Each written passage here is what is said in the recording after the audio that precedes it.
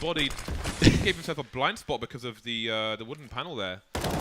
Yeah, and he had his A1S, the inferior M4, sticking out. Yeah, so now we've got the CTs trying to get back into position for this retake. 2 players coming in from the T side, one taken down towards CT, but there's still one more. Kenny has picked up in the meantime, so now there's man advantage for the CT side once again. Body moving up from the headshot position. Shock's trying to do his best, but there isn't really a great position for the T's at all in this situation. Shock's getting taken down, leaving Body alone. He's got 9 HP, he needs some headshots. Both CTs moving together. It's going to make it really hard for him to get the 1 versus 1. And the fact that it is a spot that if you're in it, you're most likely to go 1 for 1, means that it's less likely to be cleared. Like those two things come together, or go together, I should say. Well, this is not a good situation for VP. They'll get the bomb planted, which is great, but the thing is, even if they lose around, they're guaranteed that money. They can't really afford to be in the spot where they lose this pistol. They have another smoke on Pasha. If they re-smoke that smoke they've put down, it's going to be really hard for the CTs to retake the site. This is a monstrous smoke. More on buy rounds, but you start to see it on pistol rounds as well. SK has tried to put that smoke down, but Pasha again, he's over towards main, trying to hold things down there. He has deployed his smoke.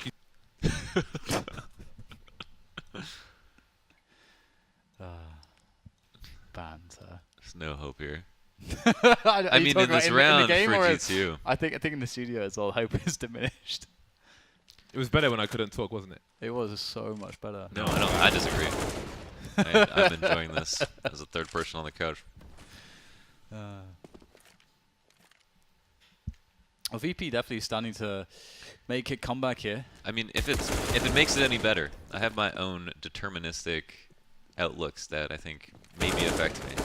Coming from StarCraft, for example, having experience. This is a good chat. I agree. Yeah, I 100% agree. These are important topics. Oh. Peace kid. Oh, and we've got Snacks making his way through, but the numbers game not working out for him. So G2K could steal around here. Shox has not been spotted just yet. Spotting the rotation. There's the bomb, and he's got 10 bullets left in his CZ at long range, and he's winning these duels. Absolutely crazy stuff. What is the money like on Virtus.Pro? It looks like oh, the timing! And the dualies. What kind of battle is that? 3 kills for Shox with the CZ. Not uncommon in recent weeks. And wow, Kenny's not going to stop, is he? That's a clean round for G2. 3 ops on the side now. They picked one up. Yeah, it's become more common to throw a smoke down on the balcony because coming out halls is one of the most scary angles you can possibly take on any map. But here, yeah, once they lose the information, they go back and they reaggress. This is something that I think SK is best at, is they call out when a team is feigning pressure, and they'll retake control of something even when it could be very risky. And G2 have done an excellent job of that.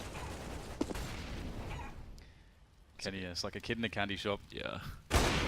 That's take more bullets with the Kevlar as well. Like if you don't land that headshot, it might be 6 bullets to take you down, and that's a lot of bullets. So it does give you more time to fight if you do have the Kevlar, unless the headshots come in.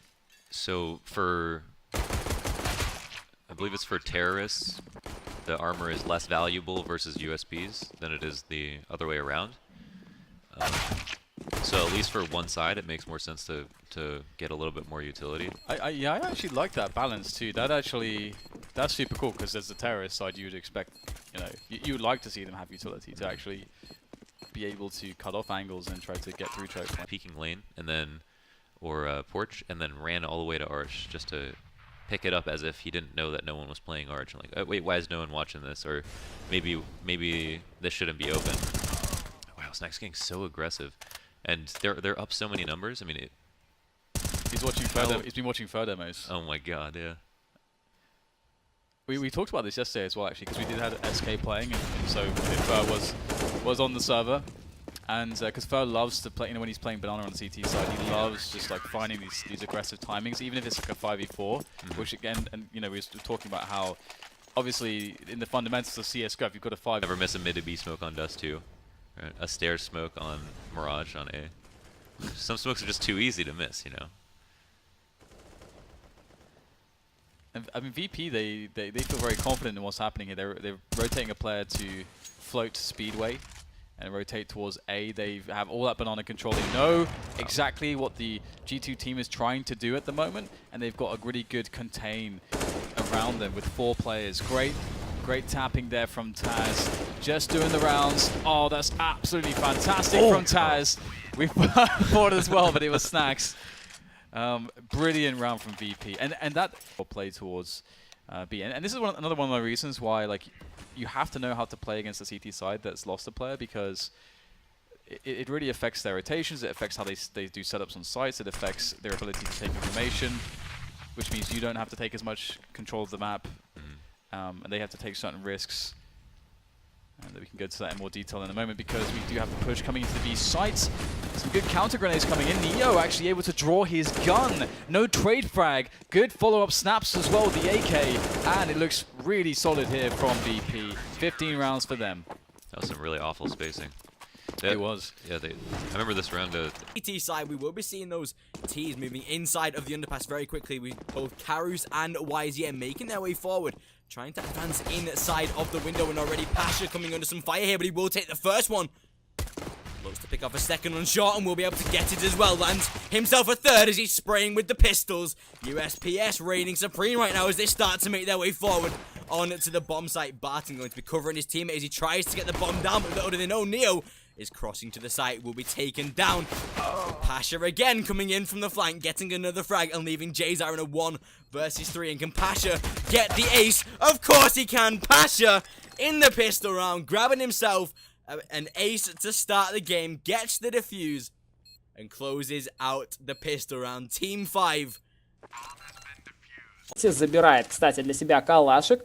И, вероятно, с Дельпана еще здесь Снакс. Ну, все закрыли. Все закрыли смоками. Довольно-таки трудно. Снакс. В спину. Отлично. -2 можно оформить. Минус по Карсу. Минус по Узену. И минус по Джейзару. Отлично сыграно Снакс. Трипл килл, друзья. 3-3 счет. ВП впереди. Ну, сравняли счет. Properly, but nevertheless, the grenade finished him off, and Team 5 now into their pistols. Single Glocks for that Swedish side. As already Pasha peeking inside the middle, hits the first one, of course he does, gets a second, tags a third, and finishes him off as Pasha annihilating an eco round. Karus left alone inside of underpass, and Pasha just inside of kitchen. Very close there, Kevin being shot through the box, but will be able to jump past it. As Jazar able to find one. Looking to try and bait out the angle inside of kitchen though, as Barton from the flank finds the first kill. Bialy gets the trade, gets a second as well, and surely not. Jazar on the edge of the wall here, sprayed down by Bialy. 15-8 as Virtus.Pro clutching out the round. Bialy with a 3-man spray down, a 3 versus 1, and Virtus.Pro getting there.